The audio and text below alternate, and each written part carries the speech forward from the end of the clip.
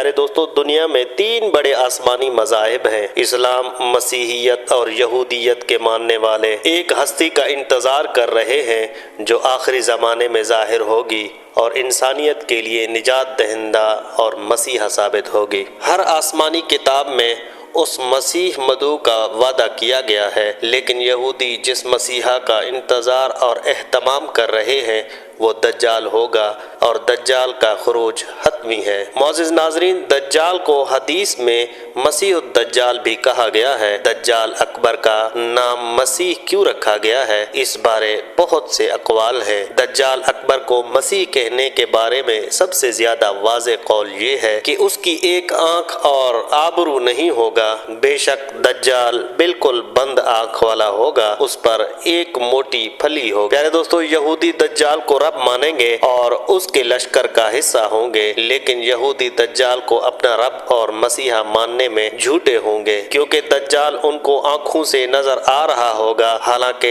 رب کو مرنے سے پہلے نہیں دیکھ سکتے۔ پیارے دوستو، دجال حلیے کی لحاظ سے ایک جوان بھاری بھرکم جسم والا ہوگا، سرخ رنگت، گھنگریالے بال، قد ٹھگنا، دونوں پاؤں ٹیڑھے، ناک چونچ کی طرح، جسم پہ بالوں کی بھرمار ہوگی اور ایک آنکھ سے کانا ہوگا، اور کانی آنکھ ایسی ہوگی جیسے پھولا ہوا لٹکا ہوا انگور کا دانہ، جبکہ اس کی ایک آنکھ خون آلود ہوگی۔ اس کا سینہ چوڑا اور ذرا سا اندر کی طرف دھسا ہوا ہوگا۔ دجال کی پیشانی چوڑی ہوگی اور دونوں آنکھوں کے درمیان کافر یعنی کافر لکھا ہوا ہوگا۔ پیارے دوستو، جسے ہر مسلمان پڑھ سکے گا، چاہے اسے پڑھنا آتا ہو یا نہ آتا ہو۔ دجال کا ظہور سختی اور قحط کے زمانے میں ہوگا۔ دجال کے خروج سے پہلے درخت پھل دینا بند کر دیں گے، دریا، جھیل، چشمے خشک ہو جائیں گے۔ دجال کے نکلنے سے 3 سال پہلے ہی دنیا میں عام قحط پھیل جائے گا۔ پہلے سال آسمان 1/3 بارش اور زمین 1/3 پیداوار روک لے گی،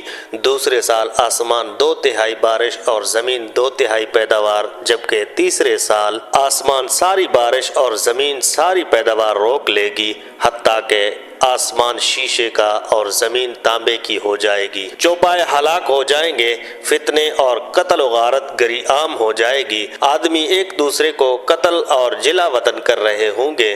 غذائی قحط کے علاوہ علمی و روحانی قحط بھی برپا ہوگا۔ دین کے سلسلے میں لوگوں میں ضعف پیدا ہو چکا ہوگا، علماء اور دیندار لوگوں کی قلت ہوگی۔ پیارے بھائیو، دجال شام اور عراق کے درمیان ایک راستے خلا پر نمودار ہوگا۔ دجال اکیلا نہیں ہوگا، بلکہ اس کے ساتھ اس کے پیروکار بھی ہوں گے، جن کی اکثریت یہودی عورتیں ہوں گی۔ دجال کے ساتھ اصفہان کے 70,000 یہودی ہوں گے۔ یہود کے ہاں اس مسیح کو آل داؤد علیہ السلام سے مانا جاتا ہے۔ حقیقتاً یہودی جس مسیح کا انتظار کر رہے ہیں، وہ جس ظہور کے لیے تیاریاں کر رہے ہیں، وہ یہی دجال ہوگا۔ دجال اپنے ظہور کے بعد ہر طرف فتنہ و فساد برپا کرے گا۔ اہل ایمان سخت پریشانی اور تنگی کے عالم میں شام کے جبل دخان پر پناہ لیں گے۔ دجال وہاں آ کر سخت محاصرہ کر لے گا، مومنوں کو بہت سخت مشقت اور تکلیف میں ڈال دے گا۔ پھر فجر کے وقت عیسیٰ ابن مریم علیہ السلام نازل ہوں گے۔ وہ مومنوں سے کہیں گے کہ اس خبیث قذاب کی طرف نکلنے سے تمہارے لیے کیا چیز مانے ہے؟ مومن کہیں گے کہ یہ شخص جن ہے، اس کا مقابلہ مشکل ہے۔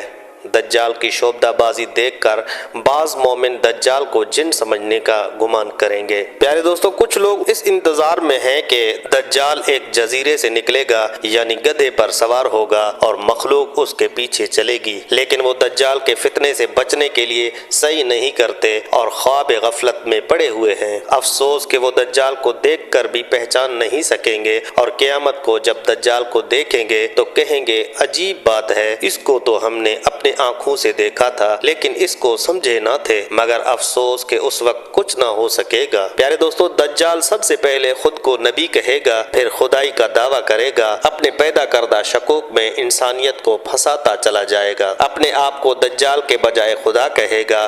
جب دجال لوگوں کے سامنے آئے گا اور رب ہونے کا دعویٰ کرے گا تو لوگ نہیں مانیں گے، لیکن دجال ان کے گزشتہ مردگان جو قبروں میں خاک ہو چکے ہوں گے ان کو زندہ کر کے دکھائے گا اور اپنے لشکر کے ساتھیوں کو حکم دے گا کہ ان لوگوں کے بیٹوں کی شکلیں اختیار کر کے ان کے سامنے آؤ اور ان سے ان کے بیٹوں کی گزشتہ باتیں کرو۔ وہ ایسا ہی کریں گے۔ جب لوگ یہ شعبدہ بازی دیکھیں گے تو دجال کے رب ہونے کو قبول کر لیں گے۔ دجال لوگوں سے کہے گا اگر میں تمہارے ماں باپ کو تمہارے لیے دوبارہ زندہ کروں تو تم کیا کرو گے؟ کیا تم شہادت دو گے کہ میں تمہارا خدا ہوں؟ جاہل لوگ کہیں گے کہ ہاں۔ چنانچہ شیاطین ان لوگوں کے ماں اور باپ کے روپ میں ان کے سامنے آ جائیں گے اور ان سے کہیں گے ہمارے بیٹے اس کا حکم مانو، یہ تمہارا خدا ہے۔ اور اس طرح وہ لوگ دجال کے لشکر میں شامل ہو کر مومنین کے ساتھ جنگ کریں گے، اور جب حضرت عیسیٰ علیہ السلام کا ظہور ہوگا تو یہ لوگ ان کے ہاتھوں مارے جائیں گے اور جہنم کا ایندھن قرار پائیں گے۔ دجال کو بے پناہ قوت حاصل ہوگی،